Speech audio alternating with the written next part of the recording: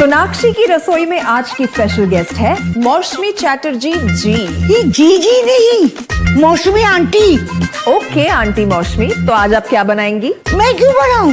मैं तो गेस्ट हूँ, आप बनाओ हम खाएंगे। एक्टिंग में तो हिट हो, अब खाना बनाओ सुपर हिट। ठाट से बनाऊंगी खाना, है ना द बेस्ट एवरीडे मसाला।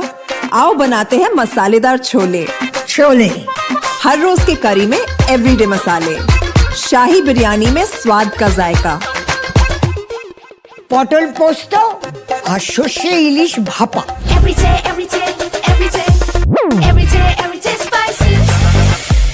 साफ मसाले, खुशबू और प्योर झाग, टेस्ट से भर दे हर जुबान पे स्वाद। एवरीडे मसाले, देश का स्वाद।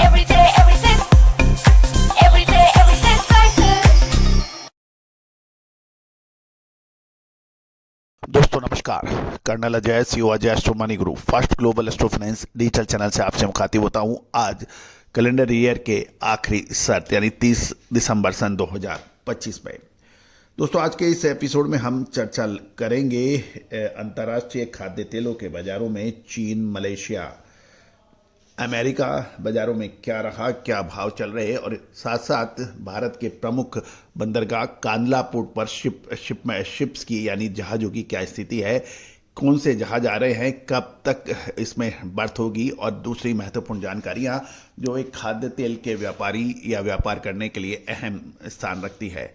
दोस्तों मुझे खुशी है कि आपने साल 2025 में हमारे चैनल को 3 लाख से अधिक सब्सक्राइबर वाला बेहतरीन तोहफा दिया है। 2 करोड़ से अधिक व्यू और 13,000 से अधिक शो हमने आप लोगों के लिए लेके आए हैं। दोस्तों खाद्य तेलों, edible oil, pulses, grain, spices, cotton, metals पर अपडेट आपको हम लगातार देने का प्रयास कर रहे हैं। दोस्तों कोई भी अग्रिम विशेष रिसर्च रिपोर्ट हाजिर बाजार यानी फिजिकल मार्केट के लिए आप संपर्क कर सकते हैं। नंबर स्क्रीन पे दिए हुए हैं। जानिए रिपोर्ट विस्तार से। दोस्तों खबर निकल के आ रही है कि बुर्सा मलेशिया डेरिवेटिव एक्सचेंज पर सीपीओ यानी क्रूड कच्चा तेल मिड डे क्लोज में डलियन रैली और क्रूड से पाम ऑयल मजबूत हो गए हैं, लेकिन अपसाइड सीमित बताई जा रही है। बर्सा मलेशिया डेरिवेटिव यानी बीएमडी पर crude palm oil CPO future मंगलवार को मिड डे क्लोज तक मजबूती के साथ ट्रेड करते हुए देखे गए। चीन के वेजिटेबल ऑयल मार्केट में तेज रिबाउंड और एनर्जी मार्केट से मिले सपोर्ट ने सेंटीमेंट्स को सपोर्ट दिया है, लेकिन ऊंची इन्वेंट्री के चलते खरीदारी सेलेक्टिव हो रही है और तेजी नियंत्रित दायरे में घूम रही है। सबसे पहले मलेशिया बेंचमार्क की बात करें तो 2026 सीपीओ कॉन्ट्रैक्ट आखिरी बार 4,072 रिंगिट प्रति टन यानी 25 रिंगिट की तेज ट्रेड हुआ। फॉरवर्ड कर्व में भी मजबूती दिखी। फरवरी 2026 4,058 यानी लगभग 20 रिंगिट प्लस, जनवरी 2026 4,010 यानी 1 रिंगिट प्लस, और अप्रैल 2026 4,077 रिंगिट यानी प्लस 28 रिंगिट। ये मूवमेंट किसी आक्रामक खरीदारी के बजाय कंट्रोल रिकवरी दिखा रहा है। साथ साथ चीन से कुछ जो संकेत मिले हैं वहाँ भी सपोर्टिव रहे। डलियन कमोडिटी एक्सचेंज पर डीसीई सोया ऑयल जनवरी 2026 8,152 युआन, इसमें 28 युआन या 1.09% तेज रहा, जबकि डीसीई पामोलिन जनवरी 2026 8,602 युआन, इसमें 70 युआन या 0.82% ऊपर का ट्रेड हुआ। और चीन के वेजिटेबल ऑयल की मजबूती बीएमडी पाम ऑयल के लिए अहम सपोर्ट का फैक्टर बनी।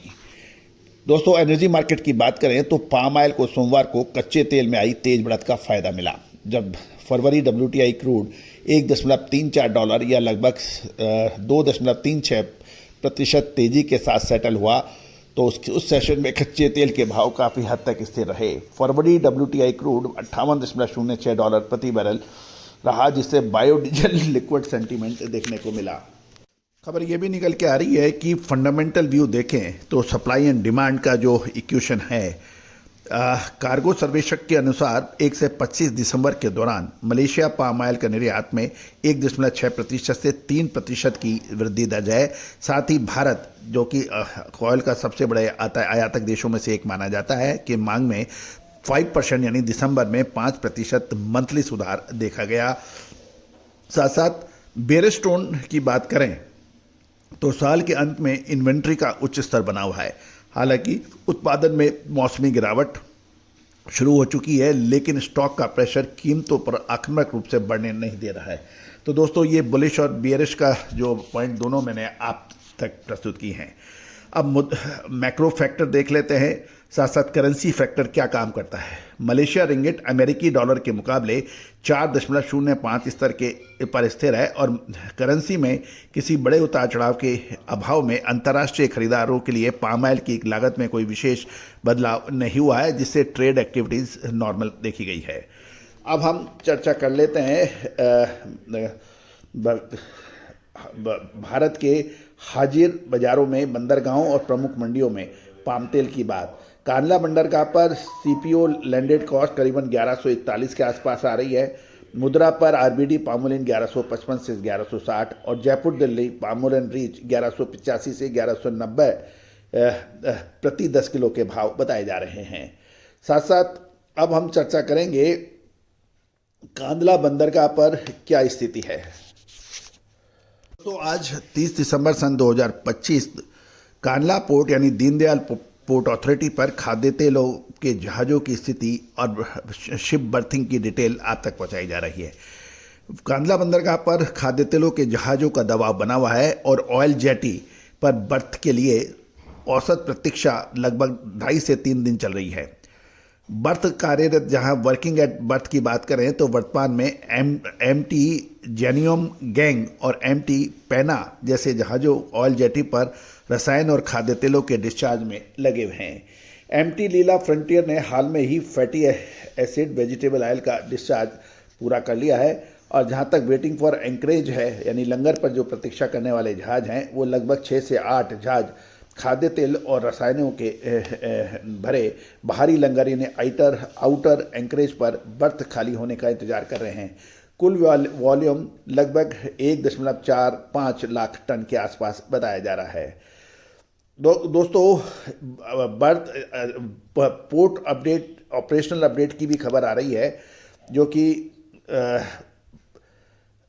बर्थिंग पॉलिसी यानी पोर्ट अथॉरिटी ने हाल में ही बर्थिंग पॉलिसी में सुधार किया है ताकि खाद्य तेलों के जहाज़ों को प्राथमिकता दी जा सके और सप्लाई चेन बाधित ना हो।